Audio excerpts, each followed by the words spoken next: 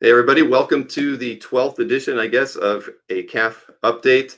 Wanted to give you a quick rundown on a couple things that we have going on with the site right now. Obviously, I updated the terms and conditions on the website this afternoon. Those are kind of a reflection of the work that I've done with the moderators over the last couple of weeks to kind of fashion what we want to police as far as the not work safe images, but also we made some changes that I think in general most people on the site are going to like, though some people won't. We're going to no longer allow people, whether they're a collector or an artist, to promote their eBay auctions in their CAF gallery, whether it's in the gallery or they try to slide it in their classifieds because they're premium. We have a separate section for promoting eBay auctions, and CAF galleries are not the place to do that. And so that's going to be moderated through, going forward. When anybody is seen doing that, we will remove those pieces from the site.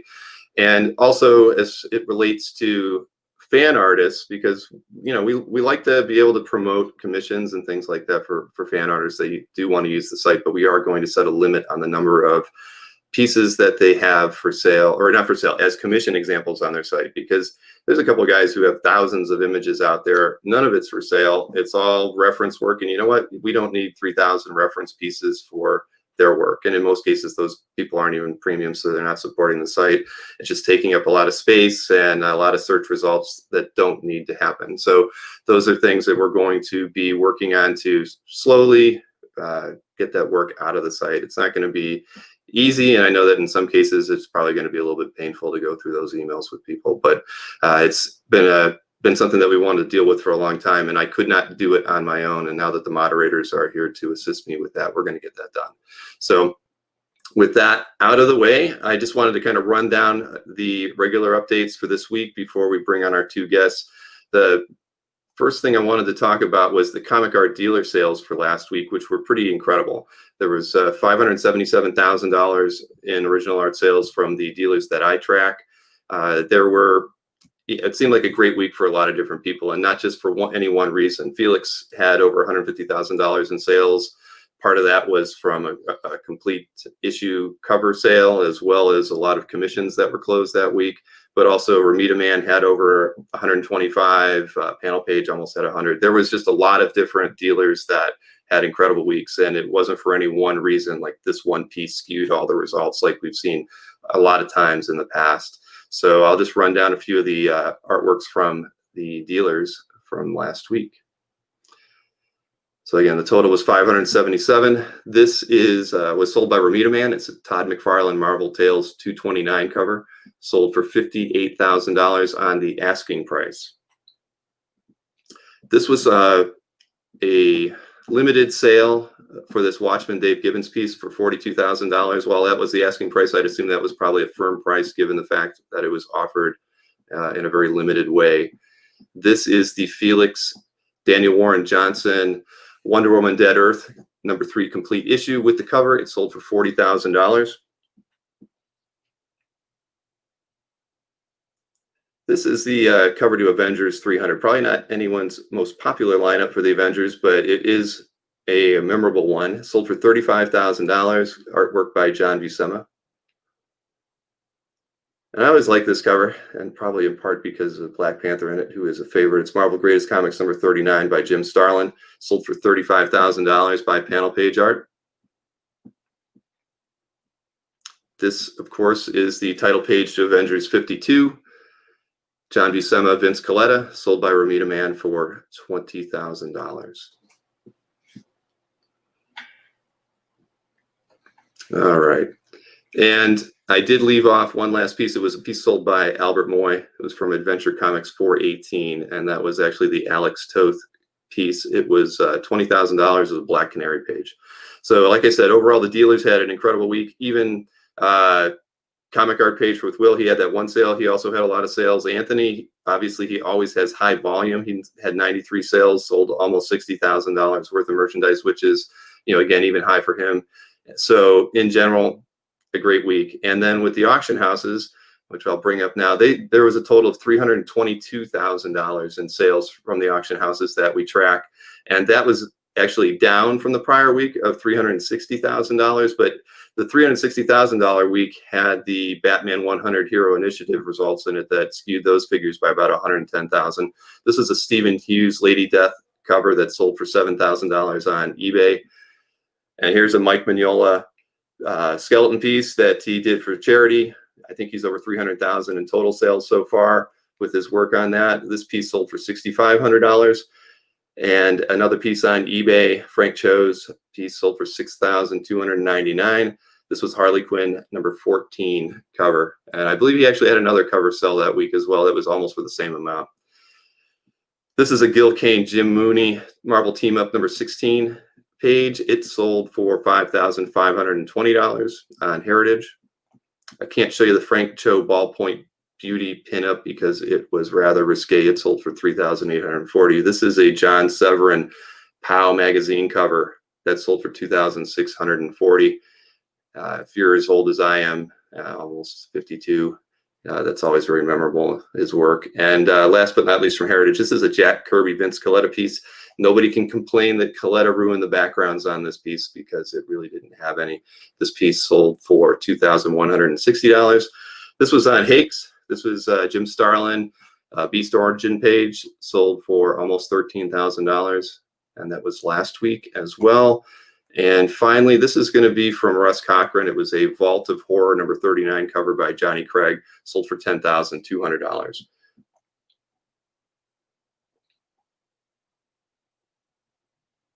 All right. And Russ Cochran, obviously, they've been doing their monthly auctions for pretty regularly since he passed earlier in the year. And it seems like as the auctions are progressing, they're releasing more choice pieces. Early on, I think that there was, I'm not sure why, but they weren't really releasing. There was a lot of prints, a lot of production-related artwork. And now we're starting to see a few more choice pieces. So that'll be interesting to see what they have in their next auction. So as far as the popular art from the week of September 21st through the 27th, I'll just run through that quickly.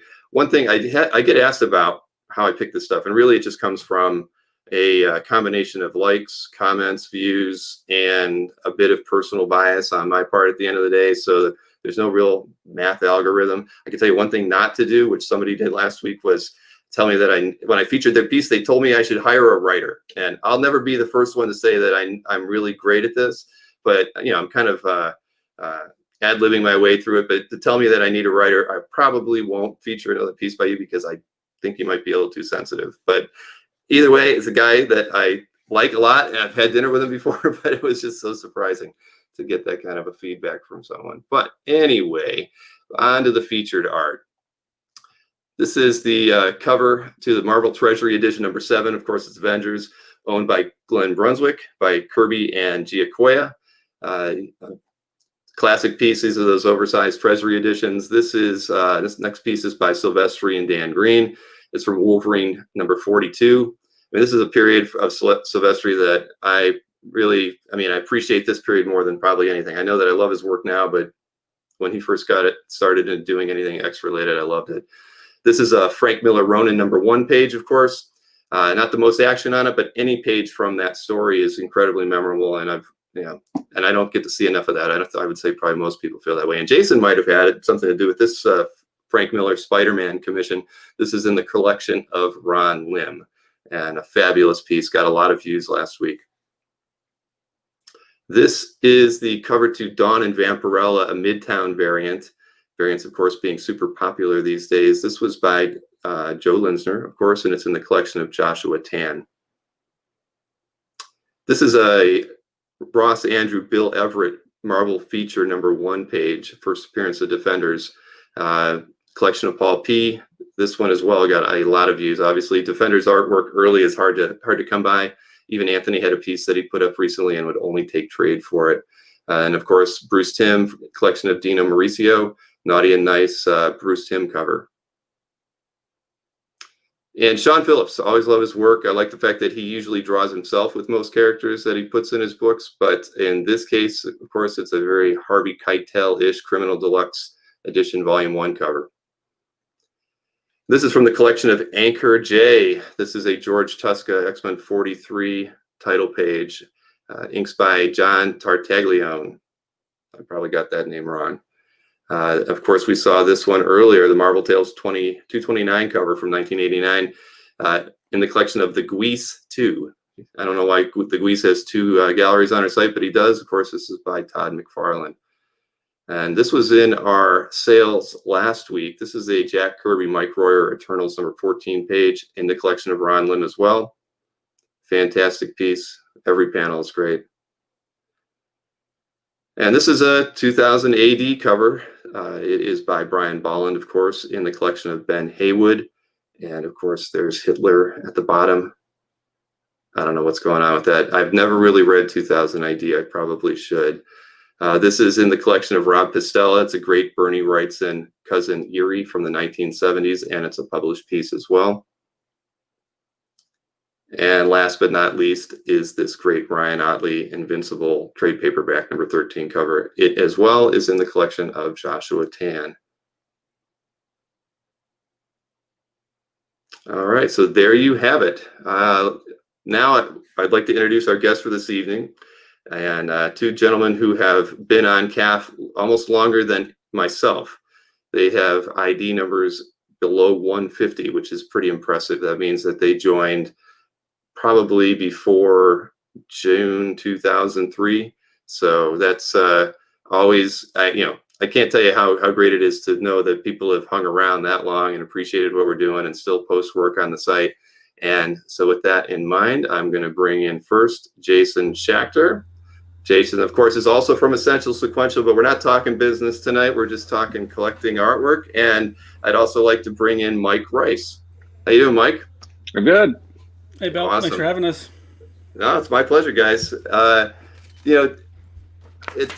whole thing with COVID has been pretty crazy, and I know it's been kind of for you, Jason, a little bit more crazier than probably for most people, just because you're used to going out every weekend and you're getting to see artwork and work and chat with your artists. So in a weird way, as a collector, I mean, how has COVID been to you in that way? I mean, I know you're a big I don't want to define you as a collector, but I mean, how has collecting changed for you during COVID? Yeah, not much. Collecting for myself, I've only bought a few pieces here and there, I guess. It's, I don't know, it's kind of hard to say. I think I've been a little bit more conservative just because I don't know what's coming down the line. And since we're not traveling, like I said, revenue isn't the same, with conventions gone. So I'm being a little more conservative and trying to be a little more pickier with what, I'm looking at buying. Yeah. But overall, it's been okay. Thankfully, everyone's healthy. We all have our jobs, so I can't really complain. We're all grateful just to be healthy and be able to pay our bills at the moment. So we'll see. Everything else is kind of gravy. Hopefully, everyone gets through it. With minimal, heartache. Exactly. No, fortunately, I haven't really known anybody that's been touched by COVID in any tremendously negative way. I've got a few friends that have had people that's close to them get it, but no one's had any deaths and that kind of thing. And how about you, Mike? Have you do you work from home, Mike? I always kind of got the feeling I do now. You did. You do now. Okay. Yeah. No, I've been working beard. home since about March. Yeah, I just shaved. I should have waited, but yeah, I've been working from home since March. So I get to see my art a lot more now. It's. I hang out at the house and it's all over the walls. So very good, very good. So Jason, I've known you since before you were a dealer. So how did you get started collecting original artwork? What was the allure and what brought you to the hobby? I always read comics growing up. I would always go to my local shop or the flea market to get books. And I think one of my first conventions was here actually in Springfield. Just happened to walk in the Holiday Inn, small little ballroom show, and I picked up a Jan Gersema Hawkman head sketch, and I was just mesmerized by it. I was like, "What is this?" I think it was like $10 or something at the time, so I bought it and went home, and I was just super happy to have a hand drawn piece of art, from an actual comic artist. And from there, I think I went and I met Tom Smith, who was a colorist, and I just a whole new world opened up. Like, what is all this stuff? I just was normal to read books, and just kind of slowly figured out, what this was. And progressed to a bit of a addiction, I guess, at this point. So, yeah, it just kind of snowballed from there. Very cool. Figuring out, learning new things, seeing what's out there. It was like a learning experience, really, to figure out what I liked and who did what and what this was and how to go about getting it. Yes, it was pretty fun. So did you collect comics a lot before that, or were you just at a show out of curiosity? I was just out of curiosity, just to go and check it out. I used to go to sports card conventions and sell baseball cards and hockey cards and stuff. So I'd been at flea markets in a bit. Back in the day, there was a place called Watchung Flea Market, which is no longer there. It was a shady place, but some good stuff. So where you get your local throwing stars and nunchucks. And just kind of discovered this new thing, which just I don't know, just fell in love with it.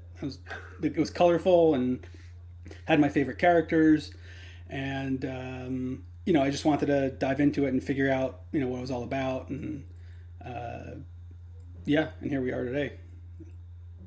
Aaron, there's a comment from Chris Snork, who says one of his first purchases was from Essential Sequential. See, so you've got your first purchase story, and here's Chris, who's got an early buyer.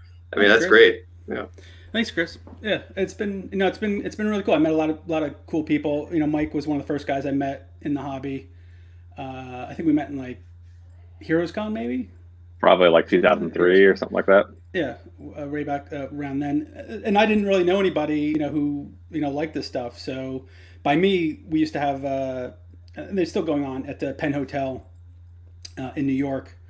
So I'd meet up with Lambert and Bill Mayow and some other guys, and it was a nice group of guys that got together and hung out and looked at art and got in line for our favorite artists. Mm-hmm. And it's been a real great experience for the most part. Well, that's definitely a good group of guys to hang out with early in your collecting days. I mean, especially Lambert, he's always been great. Yeah, he's a wealth of knowledge. I like listening to stories of the other guys who've been collecting longer than I have. So he's been doing it years before me. And then you meet guys like John Hagashi. I think he's in there. He's a little wealth of knowledge to pick his brain and figure out how he gets some of the stuff he gets. He's pretty reserved. He won't tell us. He won't tell you. You gotta connect the dots sometimes. So he's a bit of an enigma, but he's always helpful when he knows you're looking for something. So yeah, no, John is like one of the earliest people that I ran into a lot, and it was always fun seeing him carrying that satchel with him with all the books and sketchbooks in there. That he was hustling. If any, he was the first guy that I saw that really hustled at the show to get. I mean, I don't know how many sketches he would get at San Diego, right? But I mean, he was a nonstop, in and out. He would breeze in and be like, "I got this," and then he'd be gone, and he's off to collect another one. And he always knew, who was at which booth, right? When they were signing and when to be there, and he would always seem to get in line before the lines would be cut off. I mean, that's a talent. Yeah. John Nagashi is a force of nature. He's we call him Ninja, sketch ninja, I think. Sketch ninja. Yeah, he was someone to try to follow around. He always got the good stuff. Yes, he did. He always did. Now, so Mike, what about you? How did you get started collecting original art? I was a comic book reader through high school and college, and it kind of dropped off after that. And then a buddy of mine that I worked with took me to the Wizard show in Chicago in like 2002, I think. And he was one of those guys who would get free head sketches from everybody. So we kind of walked around and did that, and the bug bit me, and I came home with a George Pratt published piece that weekend. So if you're going to go in, go big, right? Right, exactly. That's something from like Wolverine or something, or what was it from? It was from Wolverine Atsuki. Okay, cool. Nice, and don't ask where it is. Traded away, unfortunately. But and from there, I came home and jumped online and found Comic Art L, and met people like Lambert, and ended up going to more shows and standing in line with people like Jason, and now I'm here. Very cool. Very cool. That's I think the same show where I actually started collecting was either the Wizard Chicago 2002 or 2001 show. I'd completed a run of like my Thor and X-Men, books, and I was like, I still had money to burn, and I ran into Philip Anderson from Artwork World, and he had a bunch of art on his table, and I just picked up a couple sketches from him, and then that was kind of it for me as well. What was your first published piece that you bought? The first published piece. Oh, you know what? It was an Uncanny X-Men page by Ian Churchill. Okay. I can't think of what issue.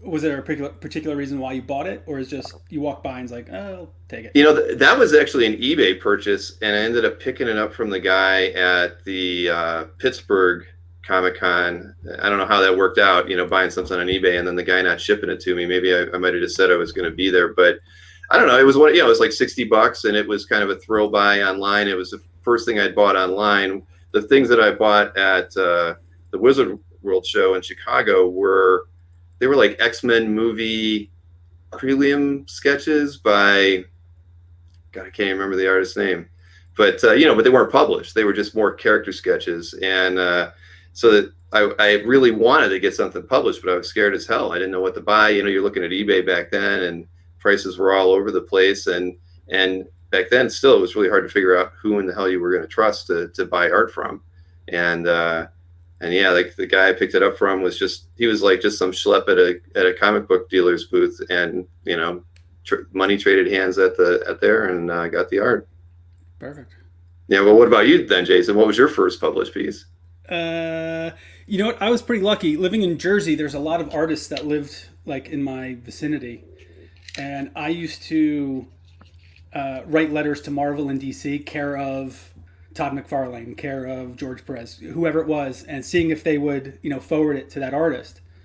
And only one guy got back to me, or two. Bob Sharon, who was the colorist of Spider-Man on McFarlane, and also I think Mark McKenna. So Mark only lived a few towns over from me, so I would go and bug him for art every now and again. And I think the first page was like a random. I think I have it like a Nick Fury, Corky Lemcule, Mark McKenna page or something. It was just some random thing. But the first one I remember actually wanting to hang up and just super excited about was a Val Semek's Justice League Wildcats crossover. So that, I think at the time it was like $200 or something. For me, that was like my biggest purchase at the time, and I was super excited to get it. It's hanging on my wall still now. But that was the first one of the first ones, and then second or third, I bought a McFarlane Spider-Man page by accident. How do you do that? Yeah, I wish I had these accidents. Yeah, one of the guys I knew at my shop wanted to buy one, and I was like, oh, I used to run ads and or look through ads at Comic Buyer's Guide, and I saw someone had one. So I was like, oh, let me see if I can get this for you. And I think it was like $400 at the time. And the guy's like, yeah, get it in, I'll buy it from you. So I was like, oh, at least I can make a few bucks and I could buy some more other art. Always so I bought the page, I got it in. It was a great page too. It was like from Spider-Man number, I think, 10, with Wolverine coming out of the shadows. It was, the Wendigo storyline. It was really cool. Mm-hmm. Oh, wow. And I got it. I brought it over, and the guy's like, I changed my mind. I'm going to pass on it. And like, shit, at that time I was in high school, or, $200, what was it, $400 for me was pretty, big money. So I was like, what am I going to do with this? And I felt like I got stuck with it for a while. And luckily I held on to it for a little while until my car broke down in the early 2000s, and I had to sell it, unfortunately. So that's my sad story. That oh, you had it for a little while. I had it for a little while. Right. Yeah. I still have pictures of it. It's more than I can say. Yeah. It was unfortunate.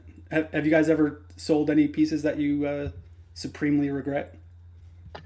Not that I supremely regret. I'm kind of a black hole when it comes to collecting, but there have been a couple pieces that I look back, like I had a Archangel versus Wolverine page by Silvestri from the Inferno storyline. I tracked that down. I think it cost me $300, and I think I sold it for $350. If I could have that back, that'd be great. But yeah, Yeah. Okay. I What about sold you, a Bill? lot. I sold way too many things. When I used to, when I first started doing dealer sites, I did a lot of them in trade versus getting paid for them. I don't do that anymore. But back in the day, I did, and I probably have had around 8 or 9 burn X-Men pages. Uh, Things I purchased outright. I had the cover. The Frank Whiteley covered a new X-Men 114. So the first, I think it was that 114 was the first issue with him and Grant Morrison. I had that. Um, Probably the piece I regret most for a lot of different reasons was I actually had the Wizard cover by Adam Hughes with Jean Grey and Emma Frost.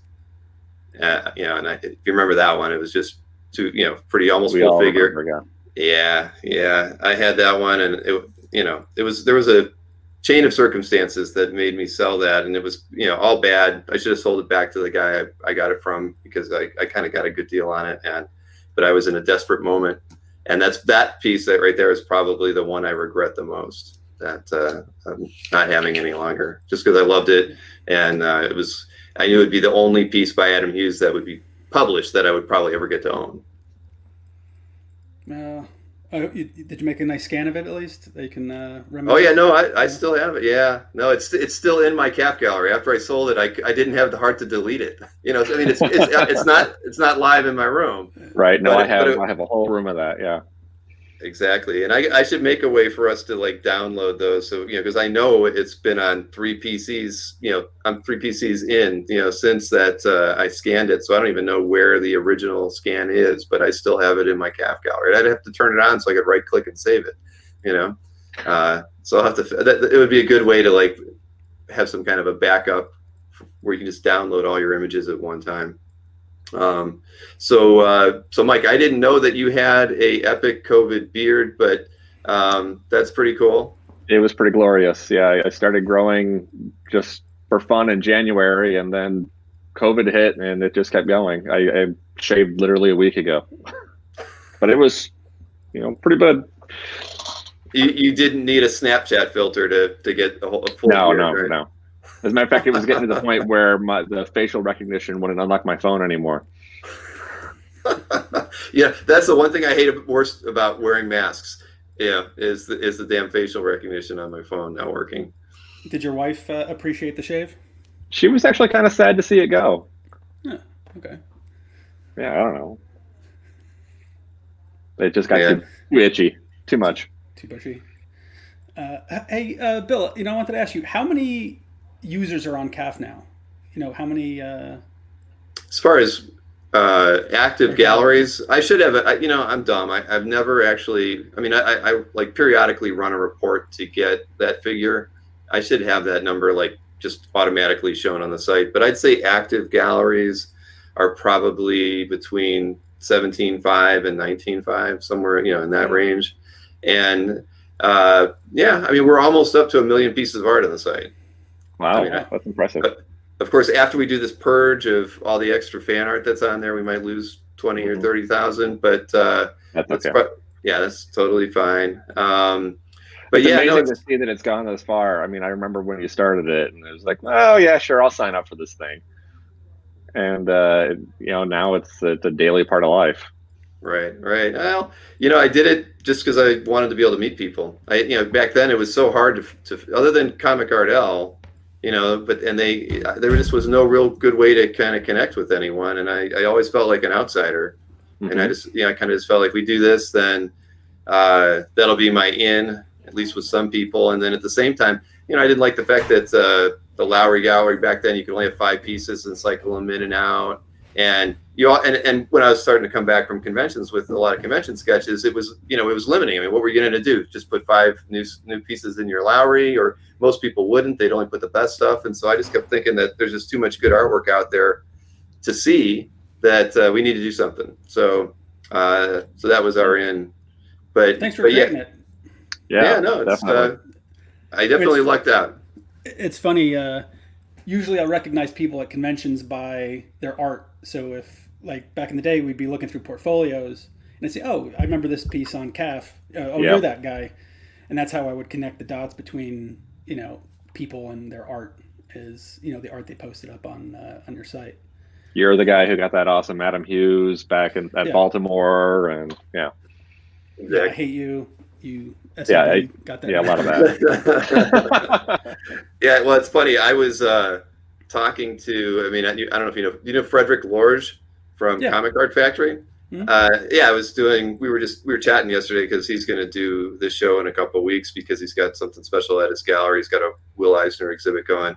And I'm like, oh yeah, I'm going to be talking with Jason tomorrow night. And he's like, I guess you're going to be looking at a lot of Poison Ivy art, aren't you? Yeah, and again, it's just from knowing what's in people's calf gallery, and you kind of know people based on that. It's funny, I mean, I look back on it now, and it's nice to know that the calf had that impact on people, and like you said, it's like you saw that in their calf gallery, you know what they collect, and being an introvert, in the early years of doing calf, I really didn't talk to anybody about what I was doing or what other people were really getting out of it. I kind of just kept my head down and just did what I was doing, and it's nice after all these years to kind of hear all that stuff. And honestly, if we weren't doing these kind of chats, I wouldn't know half of what people were really getting out of calf.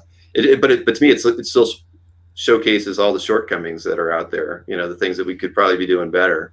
But you definitely couldn't make a calf today with Facebook and those sorts of things. I mean, with so many people gravitating there, it's hard to. I mean, there used to be a point in time where calf was doing like 300 legit page views a day, and bringing in 25 to 30,000 unique people a day. I mean, it was crazy. The server was always, I was always keeping my fingers crossed that nothing would go wrong. But today it's more like 120 to 140,000 page views a day. But it's no small wonder when you look over and you got Facebook groups with 10,000, people or more in them, and people kind of like that fleeting, 6-hour window of likes and comments and high fives and that sort of thing. And you're famous for like 6 hours. Right, exactly. But and I get it. I totally get it. I mean, I look at my children who are 15, almost 18, and 22, and they don't know any different. That's really that's their life. And so, but the funny thing is, having done these live streams now and doing them on Facebook and versus YouTube, is the older audience is on Facebook. Whenever we run any reports, it's like it's male dominated, and the average age group is more like 40 to 55. And it's funny, you go over to YouTube, and the average age group is more like 35 to 45. So it's funny that the older guys are on Facebook doing all these things that you think that it would be more of an unfamiliar place for them to want to, I don't know, socially experience comic art and life in general. You just got to start making a TikTok now, and you'll be good. You get that younger demographic. Do some dances, and it'll be good. Oh yeah, I mean, I could see coming up with something where you do like a green screen, and you could throw up your latest purchase behind you, and you could be doing, kind of something like, I don't know, the latest thing. Exactly. We'll let you take the lead. All right. But that might be what the kids want, 15, 20 years from now, when we're in our 60s. So, yeah, younger crowd is also on Instagram. That's quite true. I do not use Instagram at all, unfortunately. I probably should. The problem with Instagram is they don't allow links. So it's like I could be showing artwork all day long, but it's really more about brand building than, name recognition versus really driving any kind of meaningful traffic. You just kind of have to hope that your profile is good enough to bring people back. So that's probably been the one platform I don't spend much time on. I don't know about you guys. I'm on there all the time. I was an early adopter, but I never really took to it. Once it became less about sharing photos and more about, being like a visual Facebook, then it one more thing I don't need to juggle. It's worked well for me. I mean, I've gotten like over 30,000 followers there. So when I'm getting new art, it's a good place for me to put art drops and new stuff that comes in. So it's been a benefit for sales for me.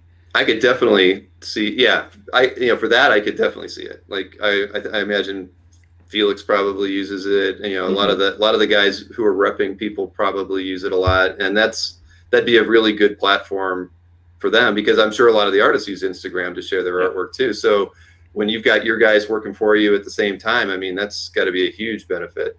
But could you ever see you never could see like Berkey going over and using Instagram to promote his art sales, or again, because if it's not going to drive a person back to his site immediately, what would be the point of posting that Bernie Wrightson piece or something like that?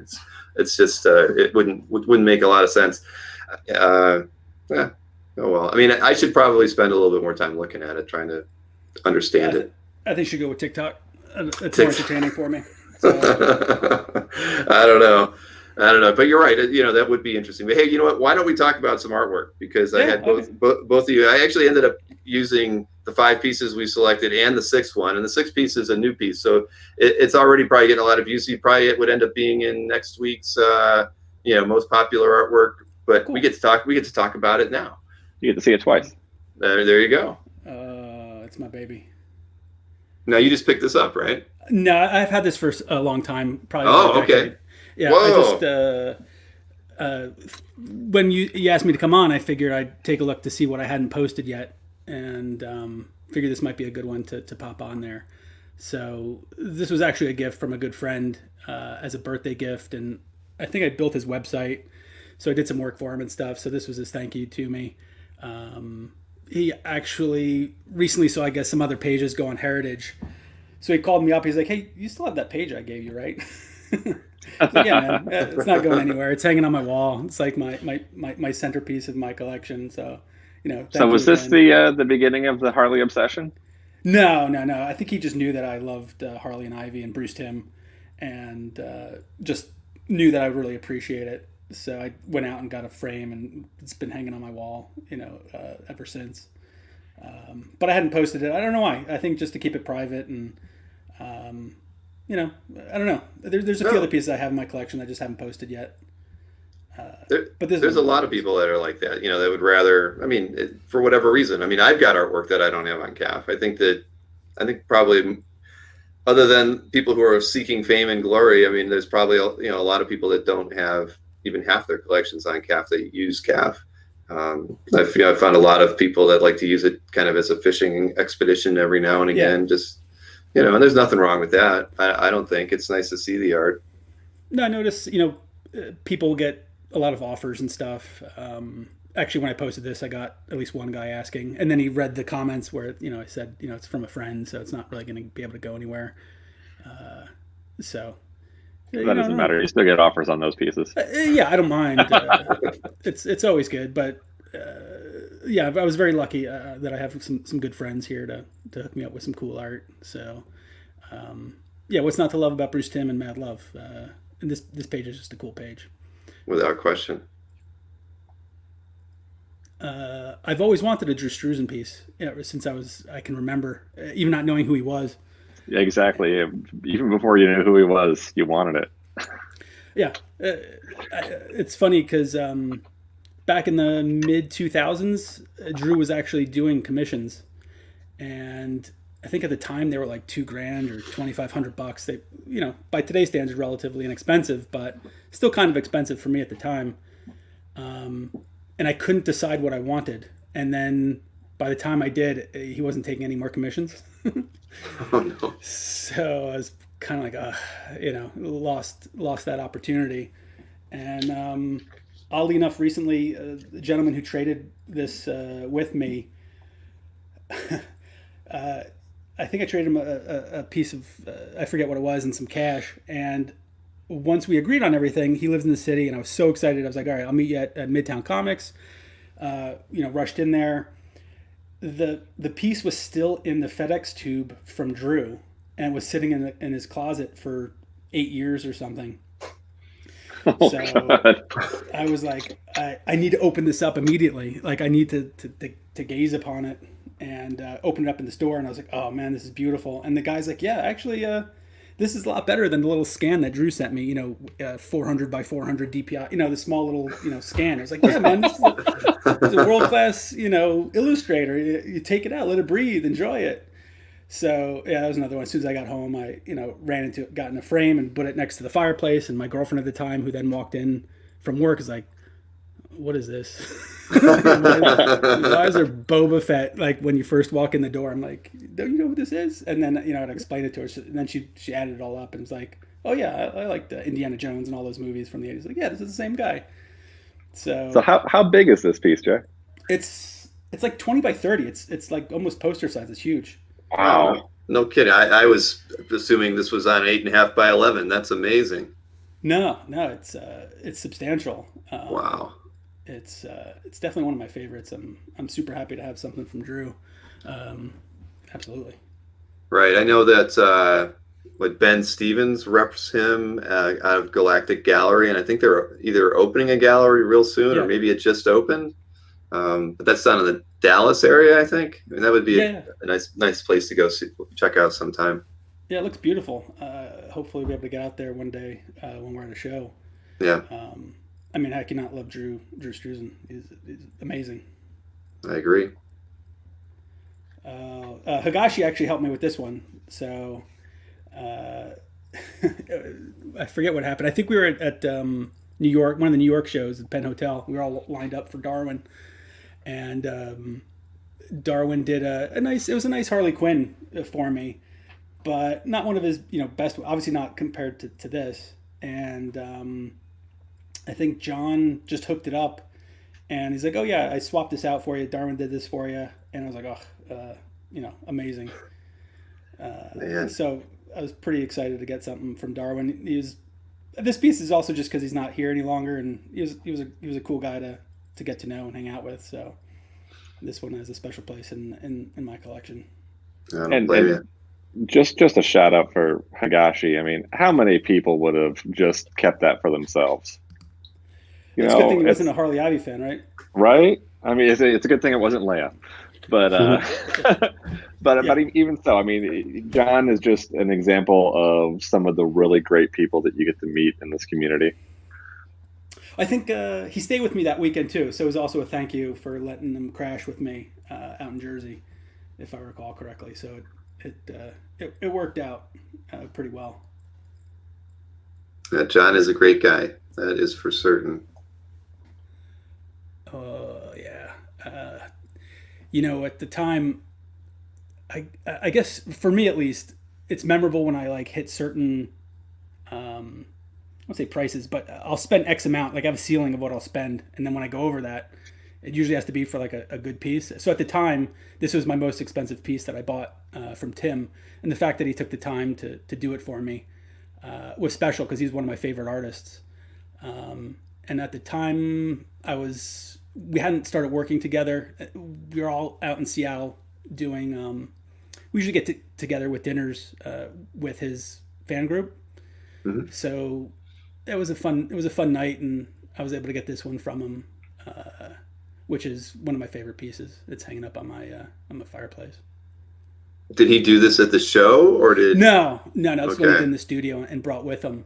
Uh, So he doesn't necessarily like to draw Harley Quinn very much. I have Had to heard let you that. know it. Yeah, so I got lucky that he took a shining to me and was able to do a great piece for me. His Ivy is one of my favorites, favorite versions. It seems like a lot of work, so I actually kind of felt bad for him having think about all the leaves he has to draw when when he's doing something. But that's his own fault, I guess, for designing a cool Ivy.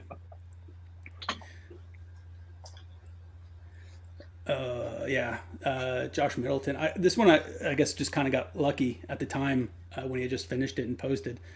But I think this is just a beautiful piece. It's like, kind of reminds me of Muka-esque, and the colors are just vibrant and exceptional. I was just when I saw it, I was like, I need to try to get that piece, and luckily it worked out. Josh had told me this was, I think, one of his first, if not the first, fully traditional painted piece that he did as a cover. So the problem that I'm having is that there's no Harley to go with it. So I keep, trying to twist his arm to do a companion piece, and then I'll be in heaven. But this one, I don't know. It's just the colors and everything just stand out for me. Well, it's certainly kind of in a pose and in a layout and style that you could see that there being a companion piece to this with a Harley in it for sure. Yeah, see, that's what I said. We need to get so him. hopefully one day. There you go, Steven. John even agrees that it was meant to be in your collection. Yeah, we listen. We all have to listen to John. It's just part of what we do. Quite true. Here's the last one. This one, this was funny. I actually traded this for a Bruce Timm piece with a gentleman in the UK. And Brian Stuffrey's also is one of my favorite artists, and one of the first guys I used to try to track down for sketches and paintings and stuff at shows. But when I showed my girlfriend at the time, she's like, "No way are we going to hang that, in our house." Her name was Nora, so apparently that was a bad omen for her. So she's like, "No way, I don't want to see that. It's bad." Luckily, I got it anyway. Obviously, we broke up and it didn't work out, but I got a nice piece of art. So it's a huge, four cover painting from, I guess it's the movie adaptation, but they used it in some other areas. But yeah, Brian's amazing. We won't hold the movie against it. No, it's still pretty cool. Yeah. Yeah, I didn't mind this one terribly. But all right, so hey, Mike, are you ready to go through your stuff too? Sure, let's do it. All right.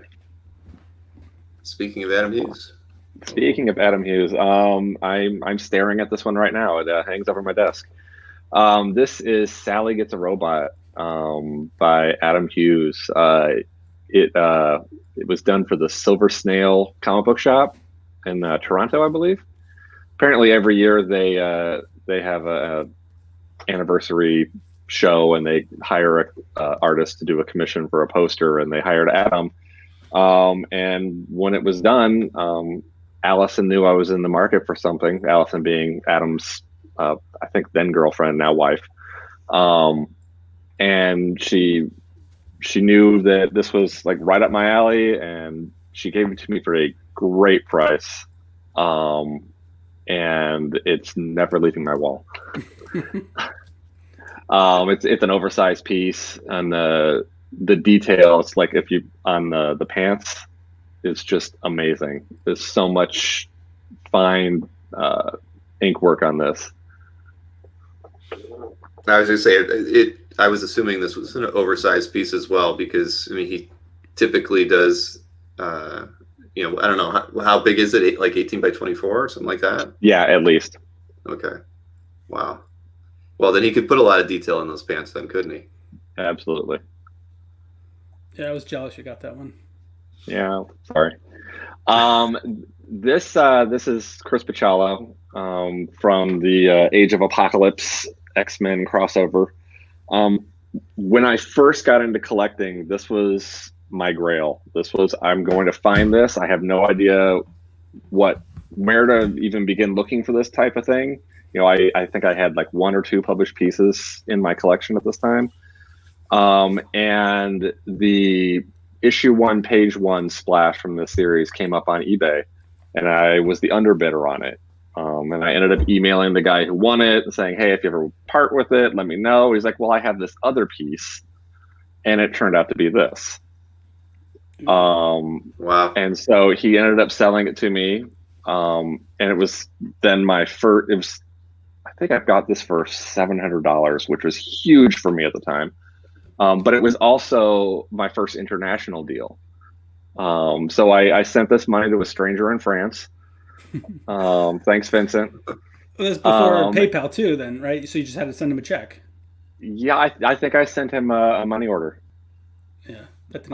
So total leap of faith here, and this beauty's been on my wall since. Well, cool. I'm jealous. Yeah, I love Chris's work. And I love that the whole storyline, and yeah, I'm envious of this piece too. Yeah, I've got a lot of Bachalo, and this is prime Bachalo for me. That early '90s, anything from Vertigo and the early X-Men stuff is. That's my sweet spot. And the inks by the great Mark Buckingham. Oh, well. Yeah, well, doing the overseas deal, that must have been, like you said, I know clearly it was scary, because people are still afraid today. I think that's one of the bigger challenges in the hobby today is, there are so many European art dealers and galleries out there that in many cases are having a hard time getting North American buyers to purchase from them because there's still that stigma and concern about buying something overseas and having it get shipped over. And probably now with COVID, it might even be, maybe more of an issue. But I guess, for Jason, I mean, a good question for you, since you ship out a fair amount of artwork. Do you find that people in Europe have a bit more apprehension buying from you just because of the distance? No, not that I've found. Only because they know that PayPal will protect them, on their purchases. So it's not as big of a deal as sending a check or a money order or something and feeling that they've got no coverage. Right. I think right. more so now it's just how it's getting shipped. So the post office seems to be a little bit slower, these days. So as long as it's FedEx or DHL or UPS or something, I haven't really had much of a problem. Well, that's good. All right, let's pull up this next one here. Ooh. My Sam Keith. This is another one of those. Chris Bachala was the first artist that I knew his name and I recognized his work. Sam Keith was probably the second. And so when I started collecting art, I found a nice page from Marvel Comic Presents, and then I found one that was a little bit better, and then I found the one that was a little bit better. And then through the magic of CAF, I posted, hey, if anybody's got a splash, I'm looking. Well, two great splashes got posted to CAF, and I can't remember if I reached out to him or if he reached out to me, but this one was available. And the guy said, I collected art for, in the 90s, and I got out of it, and I'm just starting to get back in.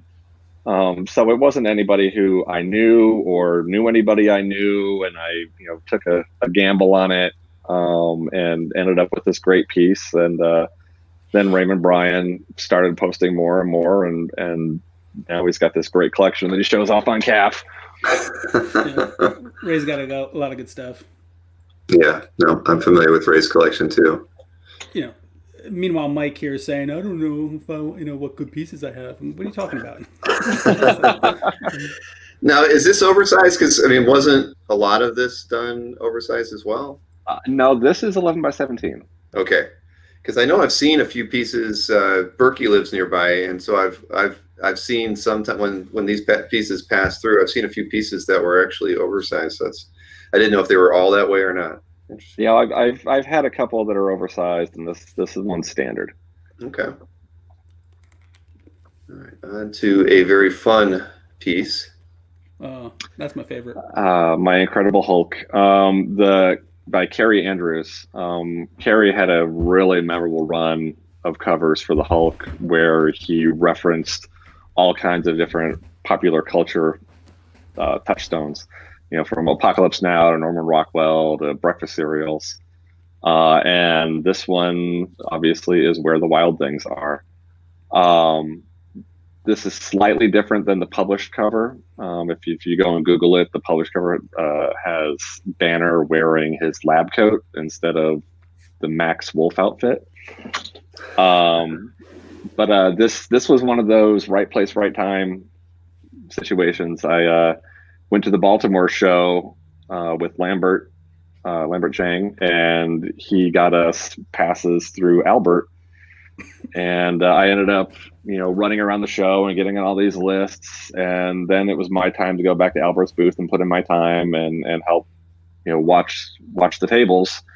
And I was flipping through portfolios, and he had just gotten in a bunch of stuff from Kerry, and it was stuck in the back of an Itoya.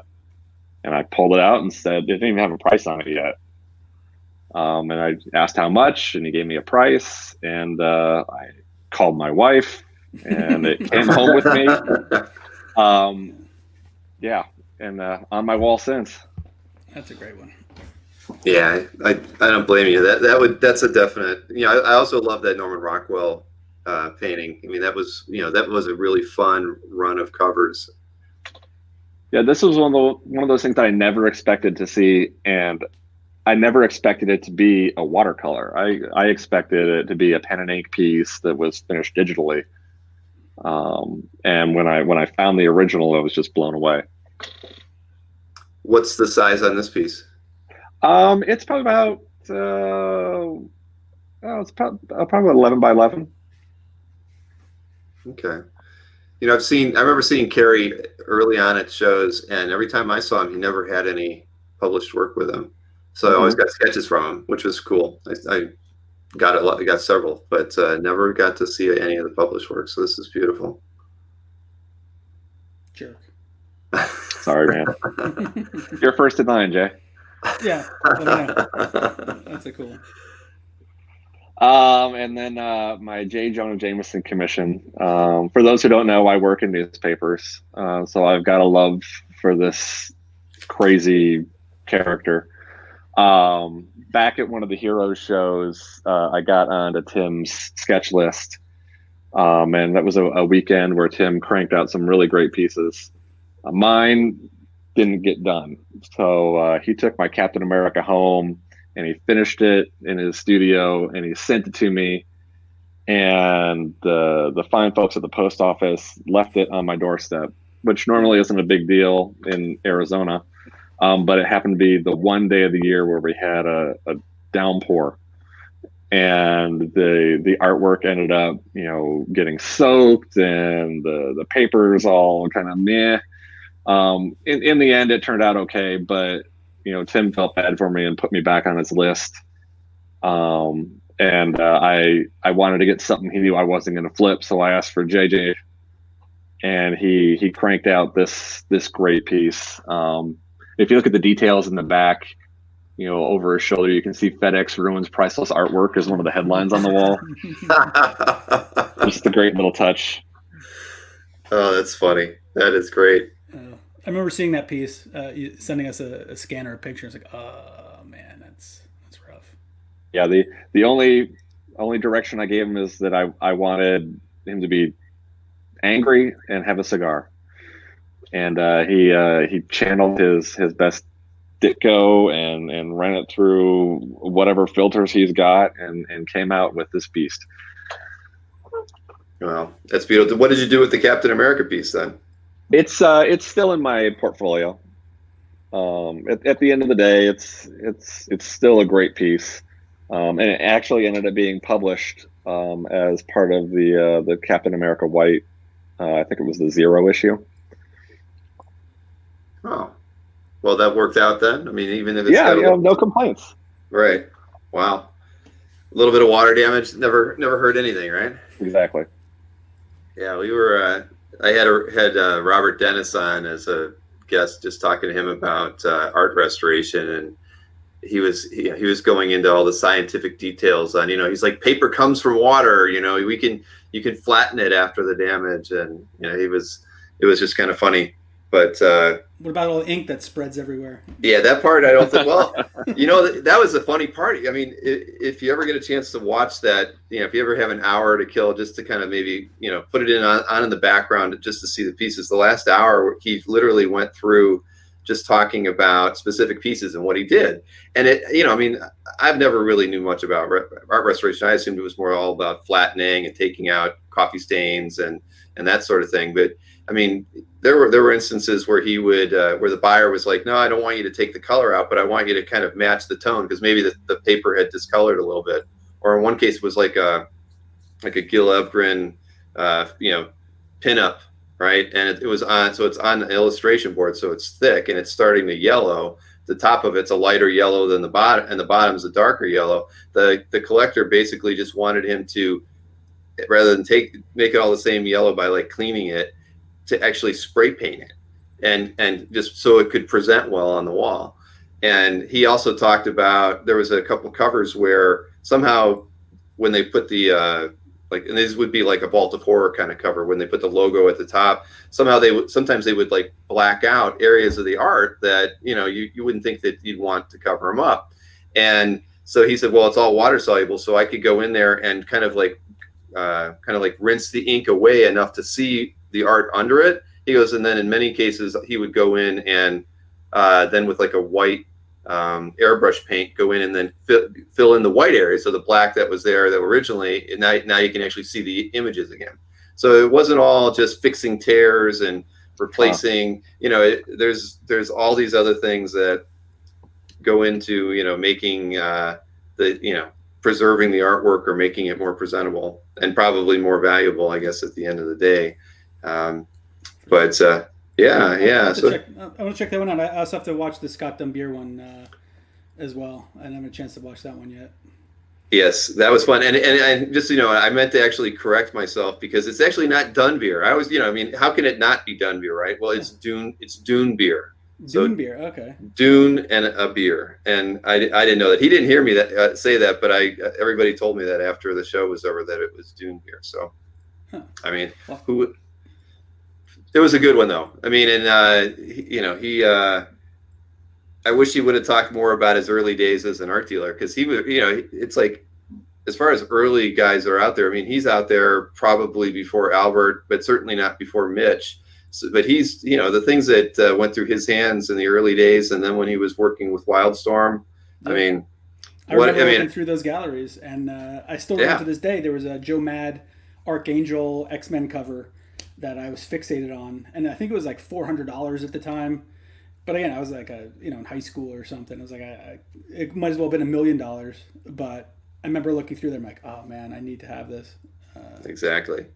Yeah, he was pretty cool to talk about. But again, I wish we would have talked more about the old days. But we talked a lot. But he focused a lot on the Wildstorm days, and and a bit, of course, on IDW and the work that he's doing with the artist editions and stuff. But I mean, he's definitely somebody I wouldn't mind talking at length of more, because he actually had a lot of pictures from his old booths and stuff when he would go over to Luca and overseas, and so he had a lot of interesting old photographs that I don't think we even showed half of them. So yeah, he was definitely a good chat. But so as far as holes in your collection, anything? I mean, is there stuff that you guys are like, that you feel like you haven't filled it yet? I mean, I can tell you that aside from getting another published Adam Hughes, which will probably not happen in the near future, I don't know. The one I also don't own any Mike Mignola artwork, and I never have, and I've always wanted.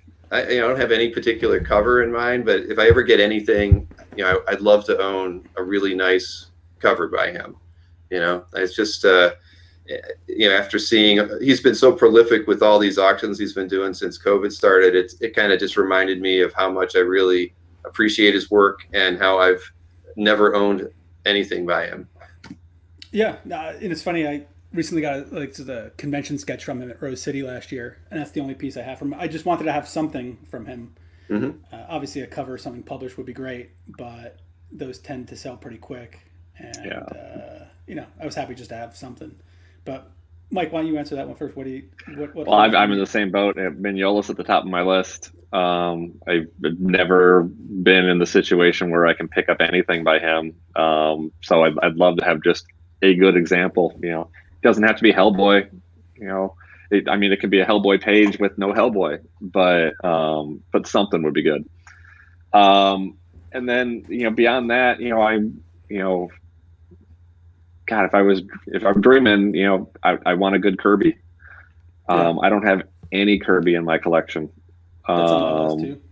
So that's one of those things that I'm keeping an eye out for. And unfortunately, those prices keep creeping and creeping and creeping. So it'll probably actually never happen. Yeah,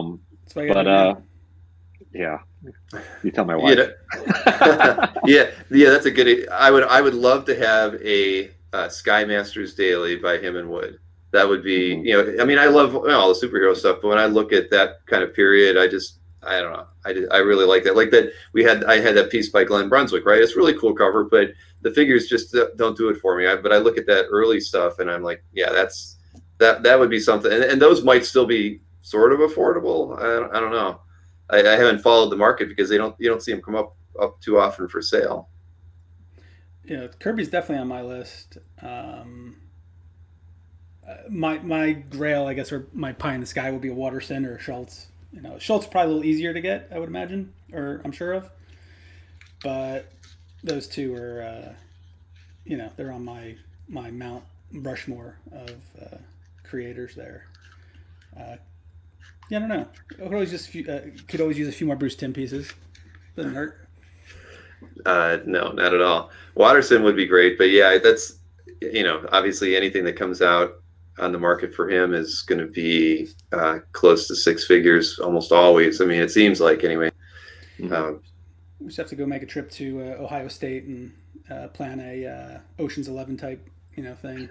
Well, we've talked about it between, we have that on that other show with because Berkey's in Ohio, I'm in Ohio.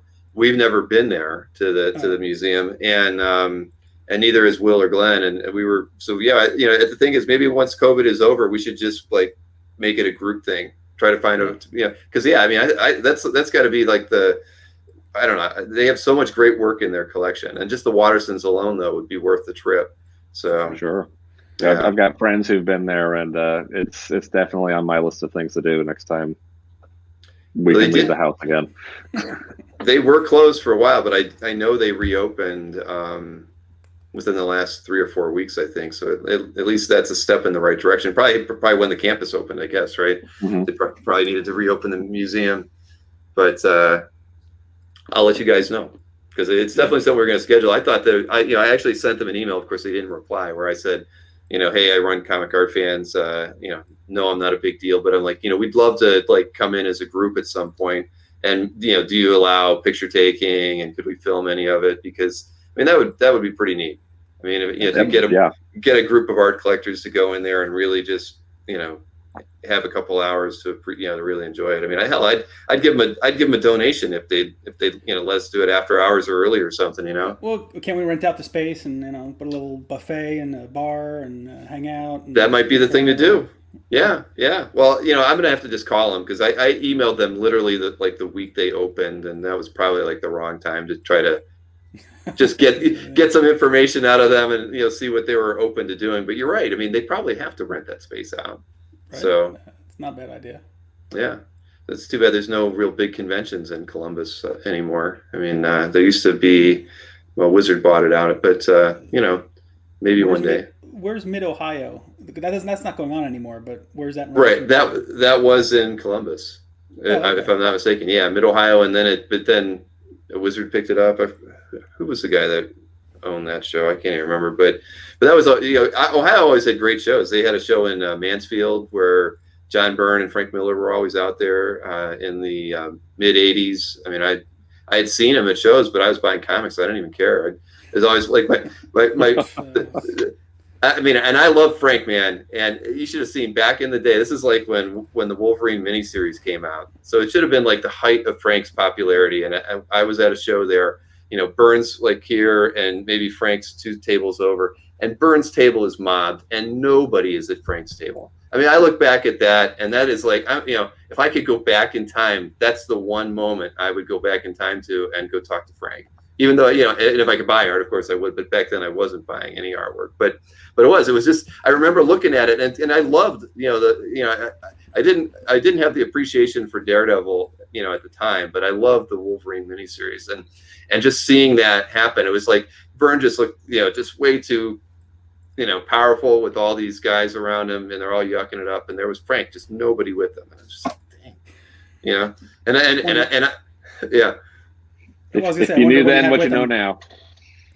Yeah, buying pages for $50, Right. Exactly. The good old days. Yeah, we've all got those stories.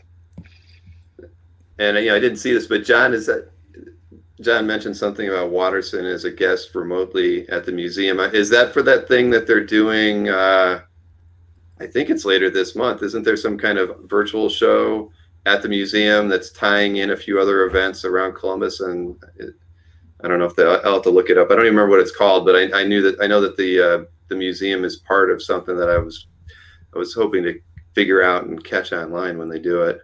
Yeah, I think Spiegelman was there. There's a bunch of different creators. Look pretty interesting. Sounds like fun. Yes, exactly. Too bad I'm here.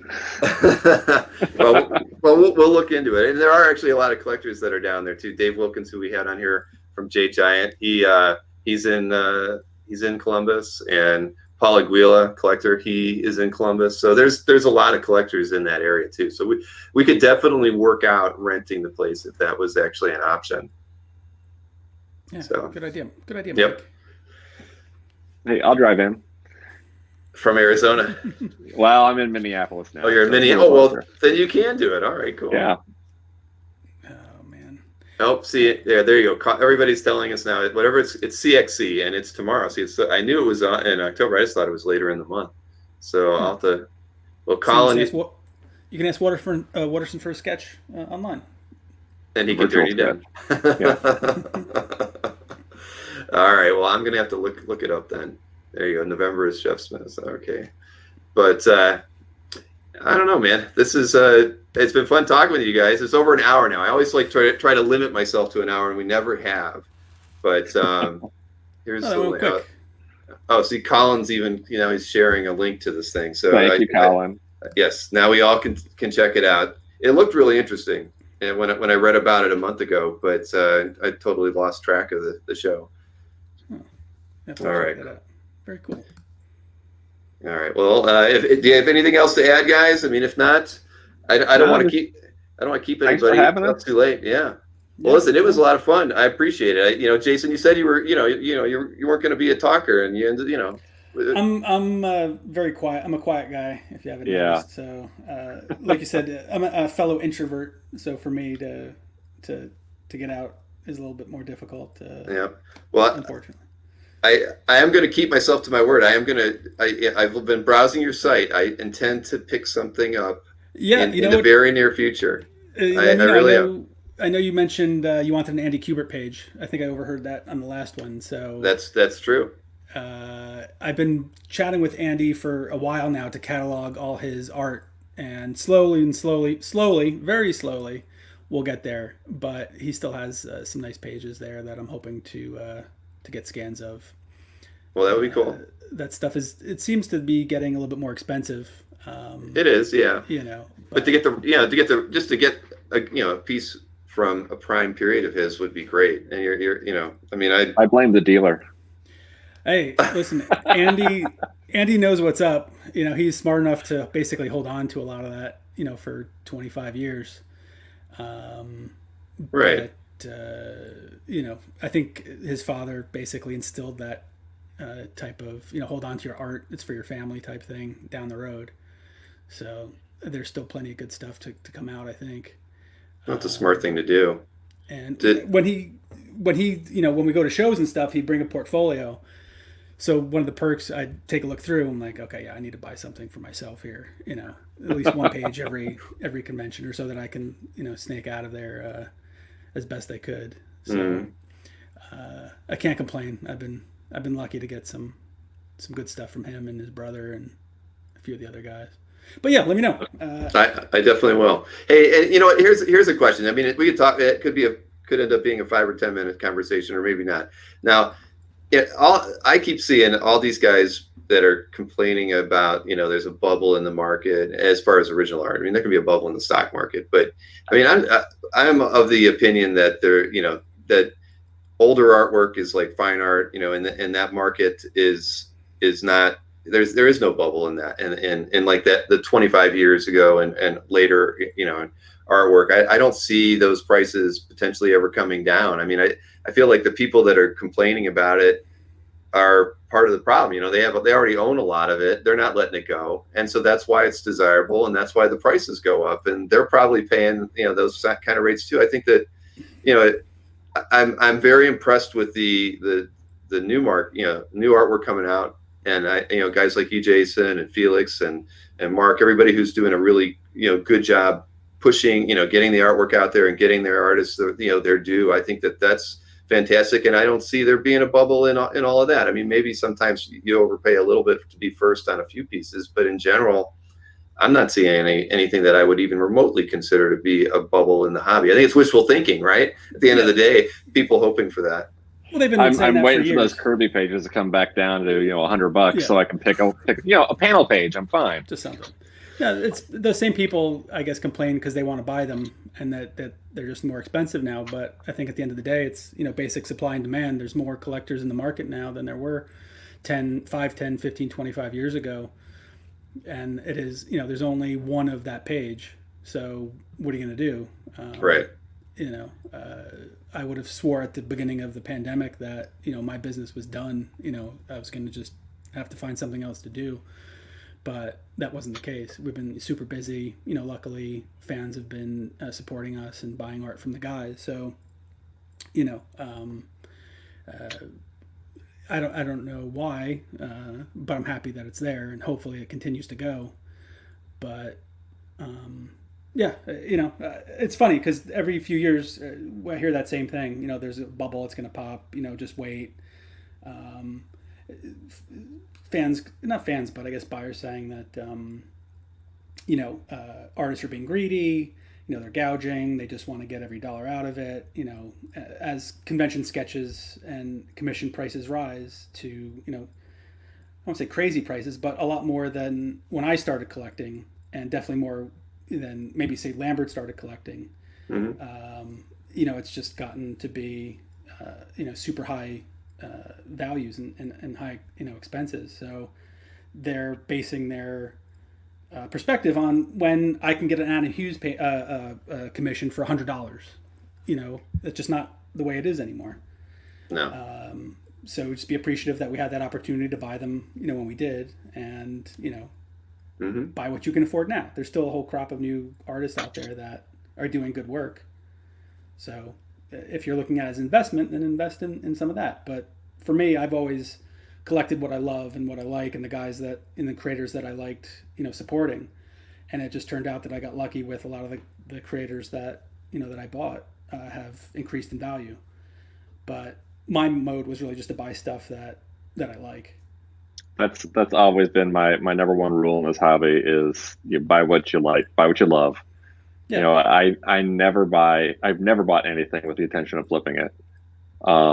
When it's a large purchase, I always take a step back and, do a gut check. And if I had to sell this tomorrow, could I get back what I'm paying for it? I think But it's what a lot of the guys, when you're spending a little bit, higher, values, that's the first question I think that goes into your brain, is that if there's an emergency tomorrow and I need some quick cash, like my car broke down, here's a McFarlane farts, now it's gone, but at least I was able to, pay my bills. Mm-hmm. Right. Well, it just takes two buyers. I mean, I have a soft spot for Willingham Elementals pages, right? And I mean, you guys, who does, right? Nobody. But Heritage has been rolling out like two pieces like every week, right? So I've been trying to just, I'm like, I'm not going to spend $250 on a Willingham Elementals page, and every single time I keep getting outbid on these things, and it's just like, who in the hell else out there in the world wants another Willingham Elementals page? And that's like the perfect example. All it takes is one other guy to compete against what you want and think you should be able to. I should be able to pay. Hell, I should be able to pay $150 for that page. But dang it, I can't even get it for $250. But you can't. And one of the things I've learned in this is, if you really want the piece, buy it. You've had the opportunity to buy this a couple of times. How many more times are you going to have that chance? And then is it going to be 500 the next time? Mm-hmm. I had a great Mignola slip through my fingers because I didn't want to spend $700. Come on. I passed on several Kirby pieces because something else will come along, and I really don't want to spend $900 right now. And now you can't even think about those prices for anything that might be a Jack Kirby piece. Mm-hmm. So I mean, for me, I know, like for Art Adams, for example, I've been waiting to get a cover from him. And the first opportunity I had to get one, I was like, I'm going to buy this cover just because I need to get something. And then when something better came along, then I swapped it out to upgrade. Is that something you guys do a lot? Just to at least have something? That's what I tell myself I'll do, but I don't end up. You never do it. Upgrading. You don't sell the older piece. I don't sell the old piece. I just keep it all. Yeah. See, look, my elemental story. Look, Hyger Staker says, it's him competing for my elementals pages. He goes, and he's telling me sorry. Dang it. I'm Well, just gonna hold them over your head. well, I made you pay a little bit more than you probably wanted to as well, but you had the fortitude to stick it out, and I did not. Oh well, I'm gonna I'm keep gonna jot. trying. I'm gonna jot that down now. Elementals. Yeah. Bill Willingham. Yeah. So I do have like the best Bill Willingham Elementals piece. No one can compete with it. So it's like I already have that, but I actually used to own a lot of his panel pages, and I got rid of them all stupidly, and now I don't have one, I don't even have one, but I still have this wonderful cover to. It was before the Elementals #1 came out. It was like one of those. I can't think of what publication it was, but it's a watercolor and pencil piece. So it's like all the villains are in pencil, and the 4 elemental characters are all watercolor. So you get like real like the best of both worlds. If I grew up on D&D. Willingham was like I saw his art on D&D module covers all the time and loved him. So I actually get a painted Willingham piece and his raw pencils, which you would just never see, all in the same piece, and it's oversized. It's like 18 by 24. So I look at that, but I want to get an interior piece, and I just can't get it. well, you Now I know you why. just have to spend a little more. Yeah. Well.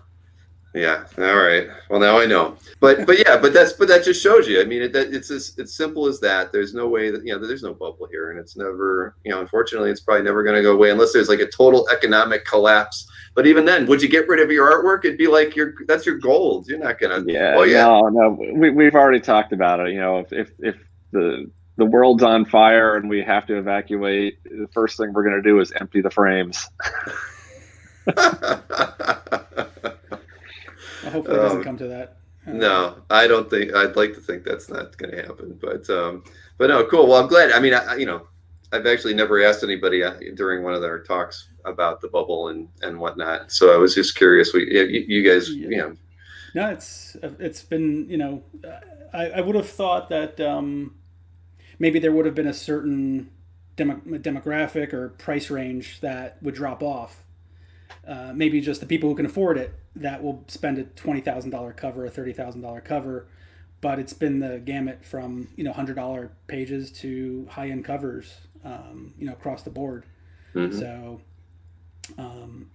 it'll be interesting to see how things progress and evolve in the next few years. I'm curious to know how many more artists will go digital and how that'll affect the market. It seems that a lot of not a lot, but several artists are doing digital and selling artist proofs, one of ones in lieu of their originals, and still getting some good prices, $300 to $800 or $1,000, which I didn't think would really be a thing, but it's a thing, and it is. People are buying them, so it'll be the next evolution, and we'll see where it goes. But people like cool stuff. So right. Well, see, the more guys that go that route, I bet you it's only going to make the traditional work be more valuable because there's going to be that's definitely a different kind of collector. I mean, they wouldn't be. I don't know. I guess a calf collector would probably still pick up something like that. I mean, like you said, they're selling. They definitely are selling. Yeah, so, people are buying them. I mean, and they're still maybe not as expensive as maybe they're if they're traditionally drawn. Mm-hmm. But still, $300 or $400 for a Giclée, a one of one Giclée is still, pretty good in my mind. And the fans are happy. So at the end of the day, if they're happy with it and want to hang it on their wall, then perfect. It's a win-win. I agree. But you mentioned about that Spider-Man, and then we can go that Frank did. So that was a commission that Ron. Okay. And, we sent it over to Marvel, so. We'll see if they use it as a cover. That thing is just amazing. It's a nice one. Yeah. Frank had a lot of fun. Luckily, I got to go pick it up at his studio. So it's always a treat to go in and see his studio and what he's working on and stuff. So that's been, not to brag, but, I can and check it out. But it was really neat. So we'll see if he's going to do some more of that stuff. So if you want one, let me know. Oh yeah. Well, if it has a chance to be a cover, well, maybe, right? But it's been really great seeing Frank produce so much work in the last couple of years. I mean, I know it's all your fault in a weird way, but I mean, it's great. I mean, there was a period where I felt like I wasn't seeing as much of his work out there, and I really appreciate the fact that he's getting, he's doing as much work as he is. I mean, and that Spider-Man was, it's just, I don't know, one of that's the best one of ones I've seen in the last few years. From what he said, he was obviously super happy with it, and saying he was channeling his inner Ditko, to make it. So I was like, man, I wish I would have been able to keep this one. But Ron seemed pretty happy. I hope he was. I think so. It worked out pretty good. But yeah, thanks for having us. No problem. To take more time, but I'm always happy to chat a little bit and kind of break up the day of just seeing the same people, day in and day out here, which exactly. I love dearly, but new faces are always good. Yeah. Well, how long have you worked from home? I mean, because I've worked from home for almost 20 years now. So. Oh yeah, I've been doing this for 10, 15 years. 10 years this last year since I opened my own business here. Mm-hmm. But I'm normally traveling 2-3 times a month and visiting with friends and traveling around the country. So that's been a little bit more difficult to not see everybody and to grab a drink and have dinners and just talk to another human life form. So I hear you. That's been tough. I think some of my social skills are declining even further than what they originally were. So, if I was here, it's a little bit lower. So it's going to take some time to build that back up to where I can properly communicate with other humans when in face to face. I hear you. Well, I appreciate both of you guys taking the time today. It was a lot of fun, and I'm talking with who am I talking with on Tuesday? Ray Cuthbert. Right. It's probably Ray Cuthbert for all I know. Since I've been botching most people's names, but I got to talk with him, and then very cool. It's actually pronounced Ra-E. Right. Yeah. See, he's usually here. He could be correcting us right now, but so I'm going to keep doing these. It's a lot of fun. Thanks for taking the time out this evening. It was great. Yeah. Thanks for having us, Bill. All right, gentlemen. Have a good night, everybody. Thanks for tuning in.